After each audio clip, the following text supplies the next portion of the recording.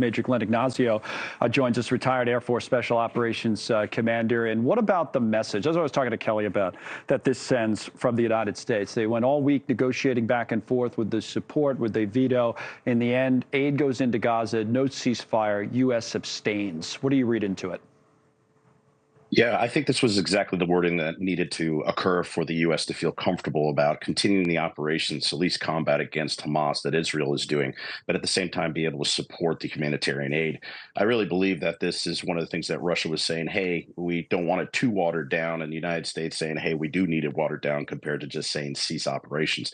So I think this is probably the best balance for this to increase the humanitarian aid, which is, appropriately needs to get in. And the other point, and Kelly talked about this as well, I think the U.S. ambassador to the United Nations has talked about it, other government officials have talked about it, that there seems to be, in their view, a reluctance on the part of UN member states to go after Hamas. In other words, to acknowledge that this started with the October 7th Hamas attacks, that the focus almost entirely is on the Israeli response, which, may be a legitimate issue that should be talked about. Is, are they going too far? All that kind of thing. But the U.S.'s point is that you're not talking at all about October 7th. What do you say about that?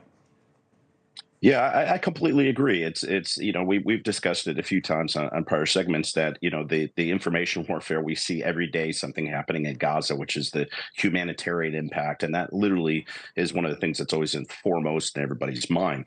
But the October 7th is such horrific nature that people haven't seen the videos, maybe appropriately, but at the same time it's forgotten. And so you see this daily events in the humanitarian aid. That's where people are focusing. But yes, Hamas needs to definitely be condemned in this, and the hostages need to be released. So I believe those words were appropriate and on track. That's the thing. The hostages need to be released is the other thing that I've heard some Israeli commentary today to say that there wasn't enough there on that front, that it was, not that aid is important, but that there should have been more focus or as much focus on hostages. In your view, is enough being done to get these people out? Again, as Kelly reports, another death reported today.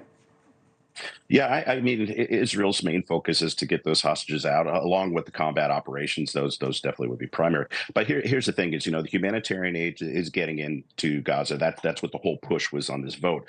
But one of the things is even the hostages are not being seen and visited by Red Cross was one of the particular items in the original cease, or at least the cessation of hostilities for a while, for the hostages to get out earlier when we had those people released, and they were never seen by the Red Cross. They're still not being seen by the Red Cross. So they're seeing really one side of taking care of people and the other side of abusing people, which is the hostages.